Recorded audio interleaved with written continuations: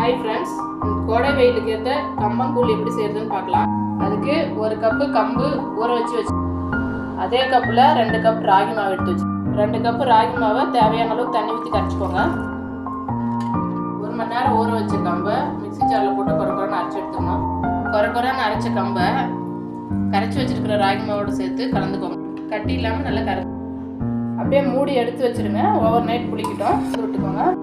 பாருங்கள், நைட்டு ஃபுல்லாக புளிக்க வச்சது நல்லா புளிச்சிருக்கு. நல்லா கலந்து ஸ்டவ் ஆன் பண்ணி குக்கர் வச்சு 1 லிட்டர் தண்ணி ஊற்றிருக்கேன். தண்ணி லைட்டாக சூடானதும் கரைச்சி வச்சிருக்கிற மாவை இதில் ஊற்றுங்க. கொஞ்சம் உப்பு போடுங்க, அப்போ தான் கட்டி கட்டாது.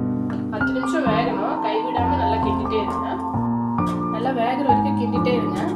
இந்த மாதிரி கொதி வந்தால் தான் நல்லா வெந்த மாதிரி இருக்கும். கம்பங்கூழ் ரெடி. ஆறுனதும் ஃப்ரிட்ஜில் ஸ்டோர் பண்ணிக்கோங்க. தேவைப்படும் போது எடுத்து கரைச்சி